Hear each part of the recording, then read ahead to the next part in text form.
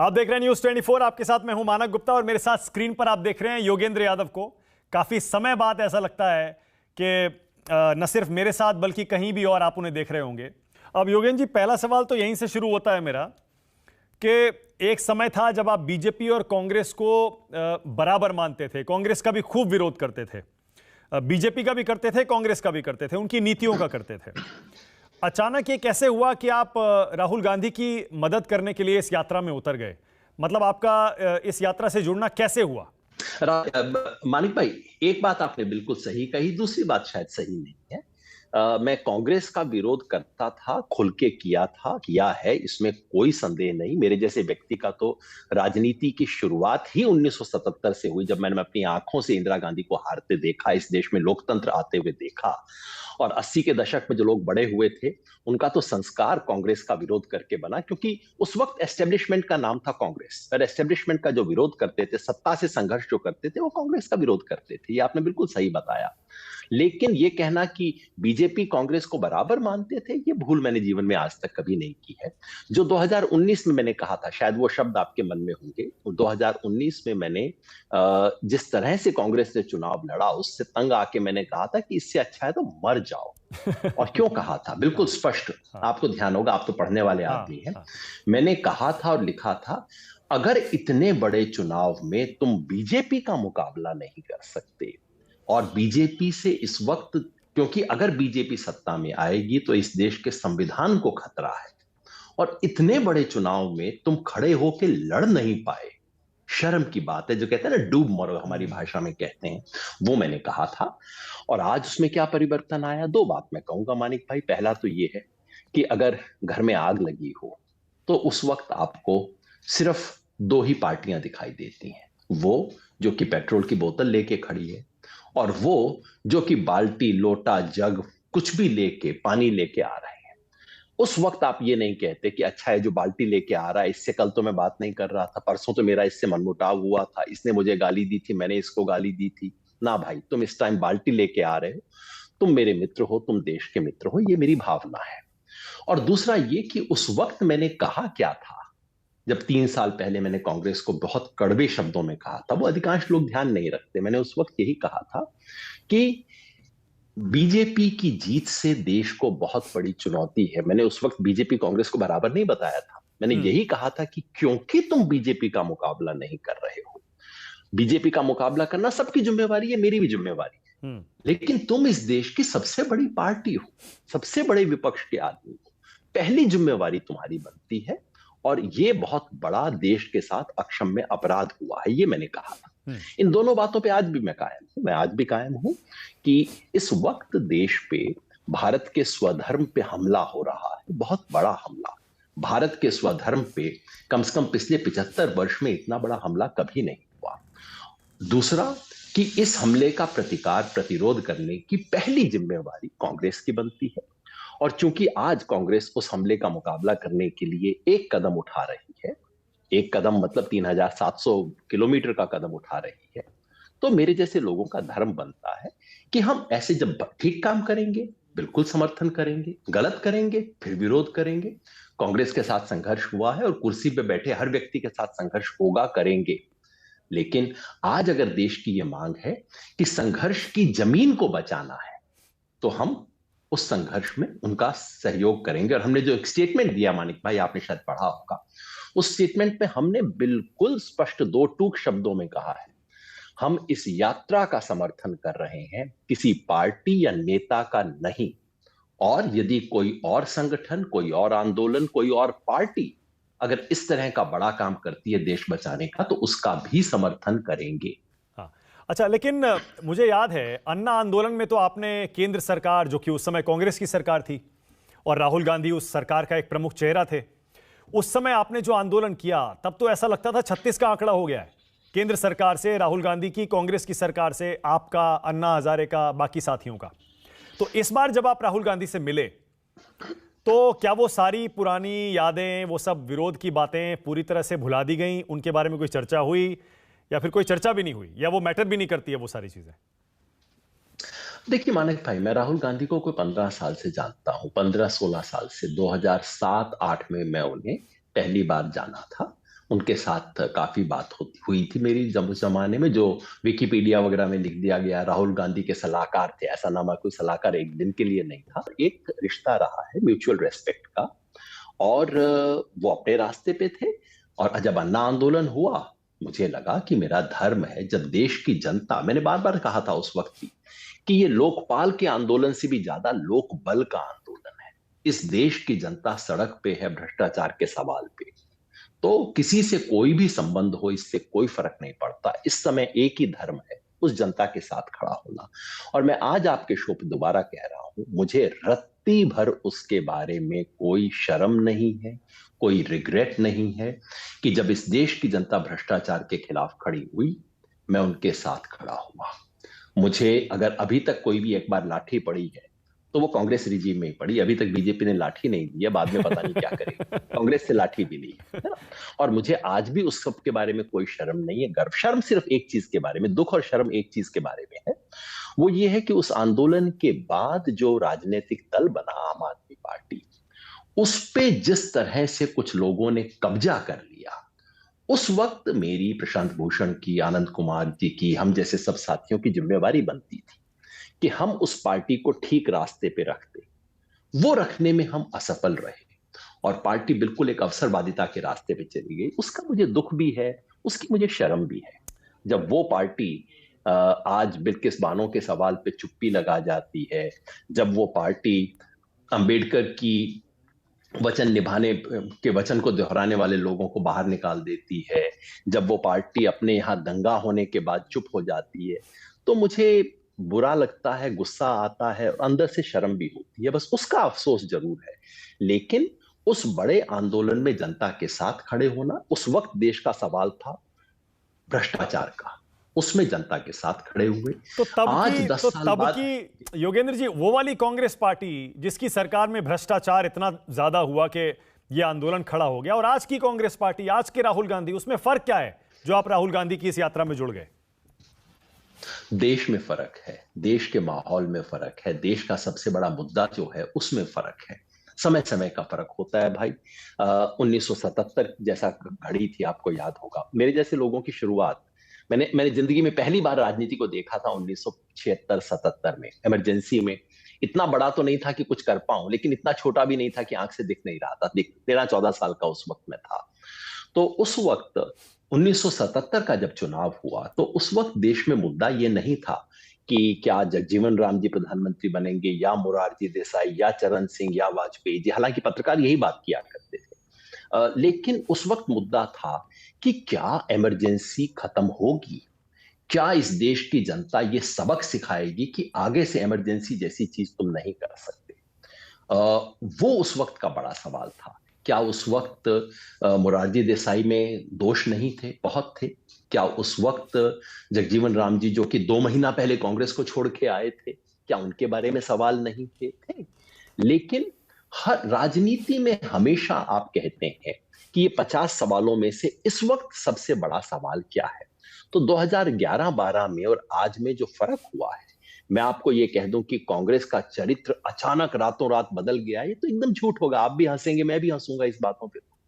लेकिन देश की प्राथमिकता आज इस देश में, मानिक भाई, हम एक ऐसे देश में आज जी रहे हैं जहां बलात्कारियों और हत्यारों को माला पहनाई जा रही है, केंद्र सरकार के द्वारा उनको रिहा करवाया जा रहा है, जहां संसद सदस्य कल परसों की बात है, संसद सदस्य सड़क पे खड़े होके कह रहे हैं कि एक समुदाय विशेष का आर्थिक बहिष्कार किया जाए। आज हम इस ऐसे देश में हैं जहां पिछले 2 साल में 5 करोड़ लोग गरीबी में धकेल दिए गए हैं और कोई चर्चा नहीं है इस देश में।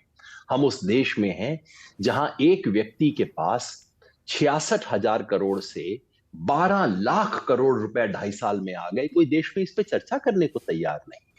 ये सवाल आ गए हैं, तो इसलिए वो प्राथमिकता का सवाल है। क्या कांग्रेस से मतभेद हैं? हजारों हैं। आप गिनवाएं तो मैं लिस्ट लंबी। अच्छा, राहुल गांधी के बारे में आपकी ओपिनियन बदली है क्या? आप उनसे अब इस बार करीब से मिले, आप भारत जोड़ो यात्रा में उनको देख रहे हैं, कैसे वो रोज पैदल चल रहे हैं 15-20 किलोमीटर, और मुझे बताया गया 4 जोड़ी कपड़े लेकर वो चलते हैं। आपकी ओपिनियन बदली है राहुल के बारे में? कितने जोड़ी कपड़े हैं तो आपको पता होगा, नहीं, मैंने सुना है उन्हीं की एक प्रवक्ता मेरे शो पर कह रहे थे कि 4 जोड़ी कपड़े में चल रहे हैं। हो सकता है, हो सकता है। मैं नहीं जानता इस सब चीजों को, और मैं जो कोई दिलचस्पी नहीं लेता। हाँ। जैसे मैंने कहा, राहुल गांधी को मैं 15 साल से जानता हूँ, बहुत पहले 2007-8 में भी उनको, बहुत 7-8-9-10 के जमाने में मैं उन्हें कई बार मिलता था और बहुत खुले तरीके से उनसे बात हुई थी। जाहिर अन्ना आंदोलन के बाद वो बातचीत बंद हो गई, ना मेरी अपेक्षा थी कि वो मुझसे बात करेंगे, ना उन्होंने प्रयास किया। और पिछले 3-4 साल में कई बार बात हुई है, पिछले 2-3 महीने में कई बार बात हुई है। मैं आपको आज का अपना ओपिनियन बताऊं तो आपको लगेगा कि मैं आज की इस यात्रा के आधार पे बता रहा हूं, वो नहीं बोलूंगा मैं आपको। जब 2019 में मैंने सबसे कड़ी टिप्पणी कांग्रेस पे की थी, आपको याद होगा, जब मैंने लिखा था कांग्रेस मस्ट डाई, उस लेख की 2 पंक्ति मैं आपको कोट कर देता हूं और आप उसको चेक कर लीजिएगा। उस पूरे लेख में राहुल गांधी किसी भी व्यक्ति के बारे में केवल 2 ही पंक्तियां हैं। जब मैं कड़ी से कड़ी टिप्पणी कह रहा था कि तुम मर क्यों नहीं जाते तुम लोग, उसमें मैंने लिखा था, Rahul Gandhi is more sincere than any political leader I have met, he is more intelligent than people think he is. ये दोनों बातें मैं आज भी दोहरा रहा हूं। राहुल गांधी के बारे में जो चीज मैं शर्तिया तौर पे जानता हूं, और आज नहीं, मैं 15 साल से जानता हूं, वो ये है कि देश के संवैधानिक मूल्य जो है, secularism, social justice, economic equality, इन तीनों के बारे में राहुल गांधी के मन से, अंदर से उनमें एक वो है, हाँ ये तो होना चाहिए, और ये दिखाने के लिए नहीं, बाहर वाले को बोलने के लिए नहीं, ये उनके बिल्कुल मन में है। और पिछले 15 साल में मैंने देखा है उनका कन्विक्शन पहले से ज्यादा स्ट्रांग हुआ है इन 3 चीजों के बारे में, कि ये भारत मुझे कबूल नहीं है, चाहे मैं चुनाव हार जाऊं, कुछ भी हो जाए, ये मैं कभी कबूल नहीं करूंगा। ये उनका कन्विक्शन रहा है, पहले से मजबूत हुआ है। दूसरा, उनमें एक जो मैंने लिखा है कि एक पॉलिसी इंटेलिजेंस, पॉलिसी के बारे में समझना, गंभीरता से बात करना। अमूमन पॉलिटिशियंस में वक्त नहीं होता, इम्पेशंस होती है, समझ नहीं होती। राहुल गांधी के बारे के पास जाके आप ये चर्चा कर सकते हैं कि बीड़ी बनाने वाले वर्कर के साथ क्या स्थिति है और बीड़ी बनाने वाले वर्कर की स्थिति में सुधार के लिए क्या किया जा सकता है। आप उनके साथ आधा घंटा चर्चा गंभीर कर सकते हैं इस सवाल पे। वो ये नहीं कहेंगे अरे बीड़ी बनाने वाला मुझे छोड़ो ना यार, ये सब बातें नहीं, गंभीर, इस मामले में गंभीरता है।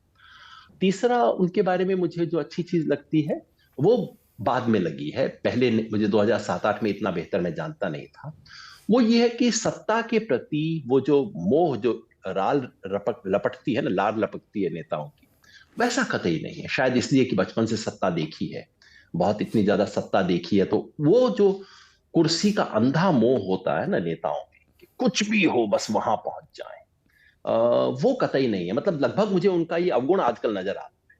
नहीं नहीं, मुझे लेकिन महसूस मैंने होता है मैंने कि जो कुछ आपसे तो होना पूछा ना, चाहिए। जो मैंने आपसे सवाल किया वो इसलिए किया क्योंकि अक्सर उनके समर्थक भी इस बात से नाराज हो जाते हैं कि राहुल गांधी सीरियस पॉलिटिशियन नहीं है। सामने खड़े हैं 24/7 पॉलिटिक्स करने वाले नरेंद्र मोदी, अमित शाह, जेपी नड्डा, और ये देखिए कभी छुट्टी मनाने विदेश चले जाते हैं, ट्विटर पर रहते हैं एक्टिव, बाहर निकलते नहीं। तो पहली बार जब वो ये भारत जोड़ो यात्रा के जरिए गंभीर नजर आ रहे हैं, तो क्या आपकी ओपिनियन इस यात्रा में उनको देखकर बदली है क्या राहुल के बारे में?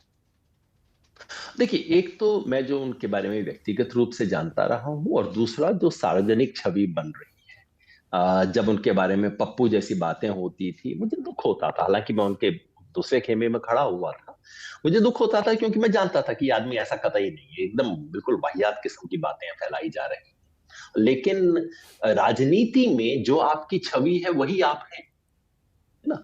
उसके अलावा तो पत्रकारों को पता है, अंदर के लोगों को पता है, तो जो छवि है वही है आप, उससे अलग आप दावा नहीं कर सकते।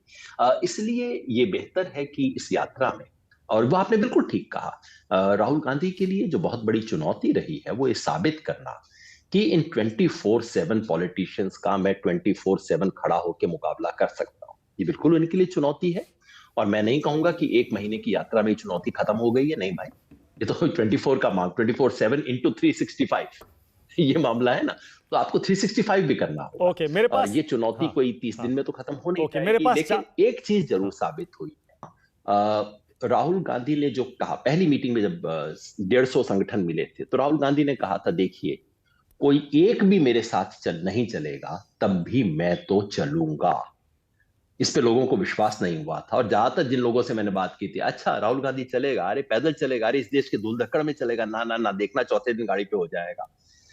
अब वो चीज तो साबित हो गई है कि वो हो रहा है। तो इस लिहाज से जो राहुल गांधी का अपना चेहरा है और जो उनकी सार्वजनिक छवि है, वो एक दूसरे के नजदीक आ रही है। ओके ये देश के लिए बेहतर है। ओके, 4 सवाल है मेरे पास आपके लिए योगेंद्र जी। क्या राहुल गांधी प्रधानमंत्री बन सकते हैं क्या, और बनेंगे तो कैसे पीएम साबित होंगे योगेंद्र जी? देश बताएगा, ये फैसला करने वाला मैं कौन होता हूं। वाकई आपको कहूं, इस देश का प्रधानमंत्री कौन बनेगा मुझे इसमें दिलचस्पी नहीं है। ये बिल्कुल 1977 में जैसे मुझे इसमें दिलचस्पी नहीं थी कि मोरारजी देसाई या जगजीवन राम। इस देश को उस जमाने में इंदिरा गांधी से मुक्ति मिले और कांग्रेस का इमरजेंसी खत्म हो, ये मुद्दा ठीक था। है, इसलिए इस समय मेरा मुद्दा ये है, इससे छुटकारा देश को मिले, मेरी बला से जो मर्जी बने। ठीक है, ओके। इसी से जुड़ा हुआ अगला सवाल, भारत जोड़ो यात्रा का अभी तक का रिस्पांस 3-4 स्टेट से जब वो गुजर चुकी है, क्या 24 में बदलाव होगा? आपका असेसमेंट क्या है? अब तक का रेस्पॉन्स जैसी उम्मीद थी उससे बेहतर रहा है, लेकिन ये इलाके हैं जहां कांग्रेस काफी स्ट्रांग है। जब दूसरे इलाकों से गुजरेगी जहां कांग्रेस अपेक्षाकृत कमजोर है, वहां असली इम्तिहान होगा। तो अभी परीक्षा असली हुई नहीं है। मेरे लिए मानक भाई, सबसे महत्वपूर्ण ये नहीं है कि इससे चुनाव में कांग्रेस को क्या फायदा होता है। मेरे लिए सबसे महत्वपूर्ण है कि आज इस देश के स्वधर्म पे जो हमला हो रहा है, उसका विरोध करने के लिए लोगों का गला खुल सकेगा या नहीं। अगर गला खुल गया और जो हर कोई व्यक्ति अकेला महसूस करता है, अपने व्हाट्सएप ग्रुप में भी, अपने परिवार में भी, दोस्तों में भी, विरोध करने वाला, उसको इतना एहसास हो जाए कि मैं अकेला नहीं हूं, हजारों लोग सड़क पे चल रहे हैं, मेरे लिए तो यात्रा सफल हो गई। ओके, अब 2 सवाल आपके लिए। क्या आप राजनीति में उतरेंगे योगेंद्र जी दोबारा? क्योंकि एक बार उतरे हैं, ऐसा नहीं है कि आपने उसके बाद कोई कसम खा ली हो कि अब नहीं आना है। अब जब आप एक राजनीतिक दल के करीब आ गए हैं, आप कितना भी इनकार करिए इस बात से, ये कांग्रेस की यात्रा है, ये एक राजनीतिक यात्रा मानी जा रही है। हालांकि उसमें उसके लक्ष्य, उसके ऑब्जेक्टिव कांग्रेस पार्टी कुछ और बता सकती है। क्या आप राजनीति में उतरने की सारी जो आपकी संभावनाएं लोग कह रहे हैं कि हो सकती हैं, उनके बारे में कुछ कहना चाहेंगे? मानक भाई, जो व्यक्ति आकंठ राजनीति में डूबा हो, उससे आप पूछ रहे हैं कि राजनीति में उतरेंगे? भैया, मैं तो राजनीति में हूं पिछले 10 साल से, और कुछ नहीं करता। और यात्रा में, ये पता नहीं मेरा बिल्ला आपको दिख रहा है या नहीं, स्वराज इंडिया का बिल्ला लगा के चलता हूं। मैं डायरेक्टली पूछ लेता हूं, दल है। मैं डायरेक्टली पूछ तो लेता हूं, मैं डायरेक्टली पूछ लेता हूं, क्या कांग्रेस पार्टी ज्वाइन करने वाले हैं योगेंद्र यादव? नहीं, ऐसा आपको क्यों लगता है? हमने बिल्कुल, ये आपने सही कहा, ये यात्रा कांग्रेस ने शुरू की है, कांग्रेस के आह्वान पे निकली यात्रा है, और इसमें 90% ऊर्जा कांग्रेस की ऊर्जा है, इसमें कोई संदेह नहीं है। और हम खुल के, केवल हम ही नहीं, ऐसे तमाम, मैं समझता हूं 100 से अधिक संगठन इसको खुल के सपोर्ट कर रहे हैं। हमारा संगठन उनमें से एक है। वो 100 के 100 संगठन कल कांग्रेस ज्वाइन नहीं करने वाले, और ना ही मेरे लिए ऐसी कोई अभी संभावना में दिखाई देता हूं। जो मैं कर रहा हूं, बाहर से कर रहा हूं, वो शायद ज्यादा उपयोगी काम कर रहा हूं। ओके, मतलब अगर कोई ऑफर आएगा तो विचार नहीं करेंगे योगेंद्र जी? अभी अंदर एक इच्छा बाकी नहीं है कि एक बार और मेन स्ट्रीम पॉलिटिक्स में कांग्रेस, क्योंकि कांग्रेस से बड़ी तो और कोई पार्टी है नहीं विपक्ष में, अभी एक और हाथ आजमाया जाए? आपको लगता है ऑफर नहीं आया होगा है? नहीं, इलेक्शन से पहले, अब इलेक्शन आ रहा है ना, इसलिए कह रहा हूं। आदमी है। नहीं, अब 24 का इलेक्शन आ रहा है, तो अक्सर गंभीर ऑफर जो हैं वो इलेक्शन से पहले तो बहुत आते हैं। तो हो सकता है ये इलेक्शन से 1 साल पहले यात्रा शुरू हो रही हो, तो शायद राहुल गांधी के कांग्रेस पार्टी के मन में कुछ हो या आ जाए। मानक भाई, मेरे लिए जो चुनौती है, 24 तो एक बहुत छोटा पड़ाव है। इस देश में जितना जहर घोला गया है पिछले 5-7 साल में, उसे निकालना अगले 20 साल का काम है। और मेरी जिंदगी की ख्वाहिश सिर्फ ये है कि उस 20 साल का जो काम है उसके अंदर मैं लग सकूं, ताकि मरते वक्त ये मन में एहसास लेके मरूं कि उस वक्त जब इस देश के स्वधर्म पे हमला हो रहा था, मैं जो कर सकता था मैंने किया, मैंने कोई कसर ना छोड़ी। ये मेरे लिए सबसे बड़ा पद होगा, मेरे लिए सबसे बड़ी सम्मान वो होगा। ओके, ऑल राइट, बहुत धन्यवाद योगेंद्र जी हमारे साथ बातचीत करने के लिए, समय निकालने के लिए। फिर बात होगी आपसे, इस बार इतने महीने के लिए छोड़ेंगे नहीं, फिर बात करेंगे। एकदम, मैं भी इंतजार करूंगा। थैंक यू, शुक्रिया, थैंक यू। नमस्कार, मैं हूं मानक गुप्ता। अगर आपको हमारा ये वीडियो पसंद आया हो तो इसे लाइक और शेयर जरूर करें, और हां, हमें सब्सक्राइब और फॉलो करना ना भूलें ताकि आप देश और दुनिया की कोई खबर मिस ना करें। तो जुड़े रहिए हमारे साथ और देखते रहिए News 24।